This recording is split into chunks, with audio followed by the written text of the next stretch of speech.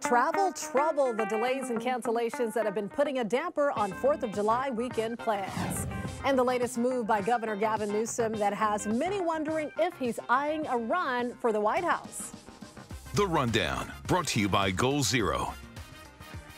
Hello, everyone. Welcome to The Rundown. I'm Robin Winston. Travelers have been experiencing delays and cancellations for the busy 4th of July travel surge. Sunday alone, LAX experienced nearly 24 cancellations and more than 200 delays. And across the country, there were more than 300 flight cancellations.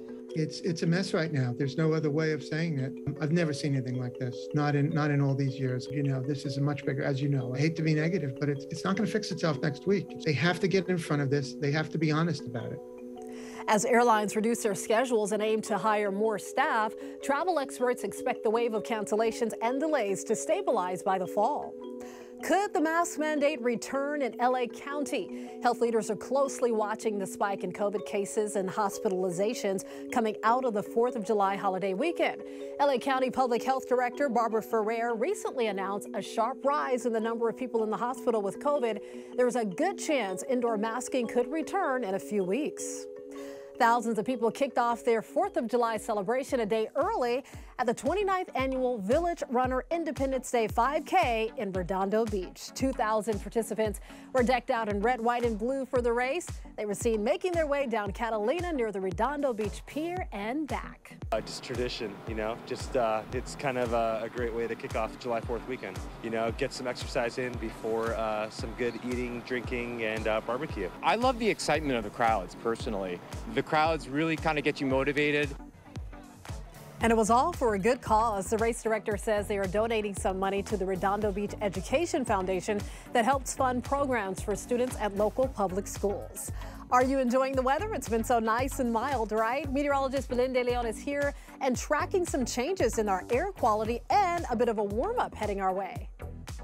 Hi there. Well, with all the fireworks, we have some poor air quality expected, especially Tuesday morning. A particulate advisory is in effect. So early on Tuesday, we're going to have some very smoky skies. If you have any outdoor plans, maybe like working out, you probably want to do that inside because we're going to have lots of particulate from those fireworks in our area. So please be safe and protect your lungs. At least the temperatures are in check.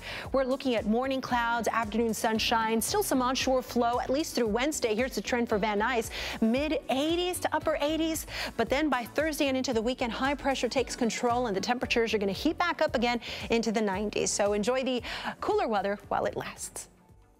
Police in Irvine arrested a 26-year-old man accused of sexually assaulting a woman inside an elevator. Investigators say the video shows the man following a woman into an elevator at Extra Storage back on June 25th. As the doors closed, she says he grabbed her chest and started to badly beat her, but she was able to fight him off. We spoke to the woman who asked us to hide her identity. I feel like that's the hardest thing to explain, you know, that it's something that you just feel like was like ripped from you, which is your safety. Like having to feel like it took me, you know, a whole week to feel like I can leave the house, like to even be around any type of like stranger that's a man. Police say the suspect was employed by a moving company that was working at the storage location. They believe he may be responsible for more attacks. I'm a power blackout, and I'm gonna put you in the dark. What is that? It's the Yeti 3000X solar generator, a home backup system from Goal Zero. Take that, blackout. In Akron, Ohio, protests continue over the deadly shooting of a black man during a chase. It comes after police released body cam footage of the shooting. And we want to warn you, the video is disturbing. It shows a harrowing police chase. Officers fired an estimated 90 rounds as 25-year-old Jaylen Walker ran away last Monday. Police say they believed he was a threat, but his family is questioning the use of deadly force. Nobody should ever suffer the fate that Jaylen Walker did. Before the deadly shooting, officers say they tried to pull Walker over on a traffic violation. He took off, and police say he fired a gun during that chase. But he did not have a gun when he got out of the car and tried to run away. The 8 officers involved in the shooting have been placed on leave. A big development in the January 6th committee hearings. House members say they may see criminal charges against former President Trump for his efforts to overturn the 2020 election. Here's what Liz Cheney, the top Republican on the committee, told ABC News.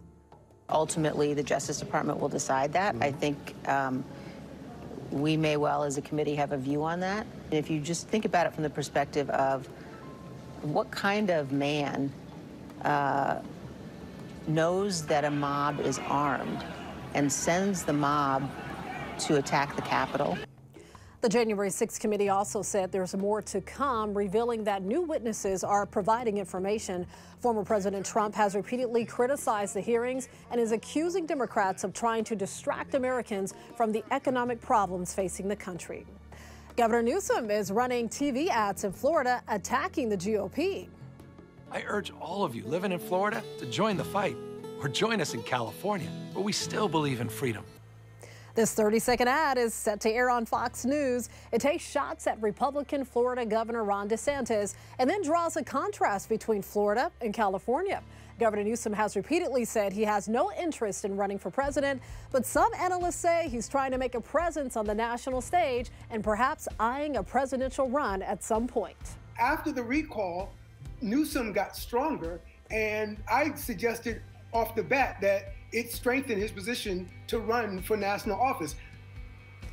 Here in California, Newsom is heavily favored in the fall gubernatorial election over his Republican challenger. Little yellow minions stole the box office this weekend, entertaining families with their hilarious antics. Minions' Rise of Gru shattered the 4th of July weekend record.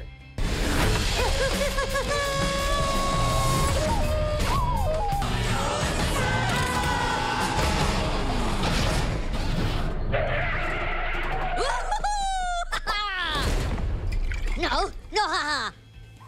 This is the 5th movie featuring the Minions. The movie made a record-breaking $127 million at the domestic box office. It's the biggest 4th of July opening of all time, beating out Transformers: Dark of the Moon in 2011. Minions: The Rise of Gru is produced by NBC Universal, the parent company of NBC4. Okay, question for you. Would you get off a flight for $10,000? Yes, I think I would. That's how much Delta Airlines offered to passengers on an oversold flight in the Midwest. So the plane was set to fly from Michigan to Minnesota last week, but Delta oversold seats on the flight. So the airline offered $10,000 to each passenger who volunteered to be bumped from the flight. At least 5 people accepted the offer. When a little girl lost a tooth on a flight, the airline captain wanted to make sure the tooth fairy took notice. 6-year-old Lena was traveling with her family on a United flight to South Carolina. She says her tooth fell out on board the flight and she was upset she couldn't find it to give it to the tooth fairy. So Captain Josh Duco noticed and he wrote a letter to the tooth fairy explaining the situation and asking to accept the note in place of the tooth. Selena thanked the pilot and later got a written response from the tooth fairy saying everything is going to be okay. How nice of the captain to do that, right? But I'd like to know how much the tooth fairy is actually paying out these days.